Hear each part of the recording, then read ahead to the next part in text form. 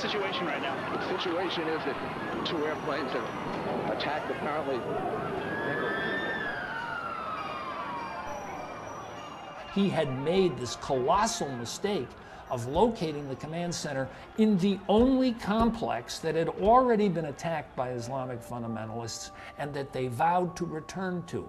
The command center was built, but it was built in the wrong place, within the World Trade Center complex, the very place that had been attacked in 1993.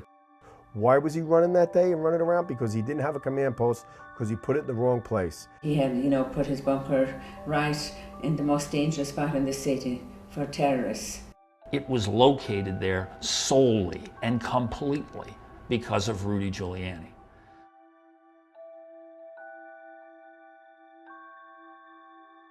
You put the Emergency Response Command Center in the World Trade Center in 1997, even though your director of emergency management recommended that you not put it there because it had been a target in 1993. Why'd you do that? My director of emergency management recommended 7 World Trade Center. I have no idea what he's talking about. Because we had already had a bombing in Lower Manhattan, and because I felt that Lower Manhattan would remain a target, that the best location would be out in Brooklyn. I have got a copy right here of Jerry Hauer's directive to you, and there were meetings in which Jerry Hauer said that it's a bad idea, and the police chief, Howard Safer, said it was a bad idea. Jerry Hauer recommended that. He gets caught by Chris Wallace lying. Then why did he say the building, he said it's not, the place in Brooklyn is not as visible a target as buildings in Lower Manhattan. He recommended that site as the site that would be the best site. It was largely on his recommendation that site was selected. It's just a flat-out lie. All the other options were taken away, and we kept being pushed back towards 7 World Trade Center. It was very clear the mayor was not going to go anywhere else but Lower Manhattan. And we also had backup centers at the police department in Brooklyn. We had another backup center, and we had a virtual command center. He has no idea what he's talking about. There was no virtual command center. We did not have a virtual capability outside of 7 World Trade Center. Again, he pulls words and ideas out of the air, but they're simply not true. The mayor told me that he'd like it in Lower Manhattan, within walking distance. It was simply a situation of that facility being within walking distance of City Hall. He felt that it'd be easier to get the press someplace near City Hall. As a professor of fire science and related issues, emergency response and things, walking distance should never have anything to do with where you place an emergency operations center. The city agreed to rent the vacant 23rd floor of World Trade Center 7 from Larry Silverstein, the leaseholder of the building, for $1.4 million a year for 20 years.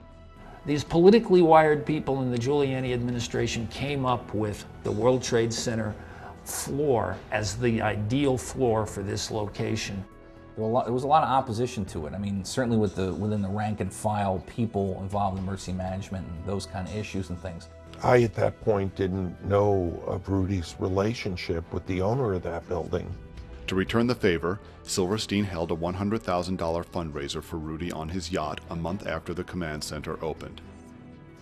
If you were not with him 100% and didn't support him 100%, they would basically cut your throat. It cost the lives of first responders that day because the command center was located at the World Trade Center. There were 60 firefighters killed in the Marriott. There was 121 killed in the North Tower, and the rest were killed in the South Tower. What would have been different had that command center been operational? The death toll for firefighters would probably have been cut in half. A lot of guys wouldn't have been going into the buildings or heading up the stairs, they would have been heading out. And probably guys in the North Tower would have gotten that message. Making sure, for example, that if fire companies or groups of police officers are being brought into the scene, that they end up at the right locations. You know, we know, for example, that on 9/11, a lot of companies, it was very confusing to them because a lot of them had never been there before in the sense of responding to that complex, didn't actually know the numbering system of the buildings and things like that. And it's a situation where that emergency operations center could play a much better role and be able to coordinate that kind of stuff. Giulioni should have been like someplace roaring, screaming at the people to get out, run, you know, run. But he ran himself. He abandoned ship. He was a coward that day. The real hero stayed to help people out and protect them.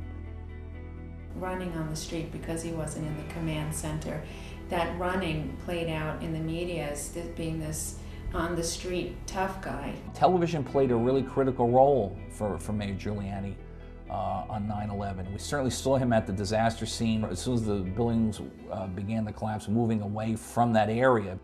When you objectively look at the before, during, and after, there's really not much you can find that Rudy did right except for a very good television appearance. I really don't know what he did that was so good. I know what my brother did. I know what the police officers did and what some of the really brave civilians did, but I certainly don't know what he did beyond looking really good on television.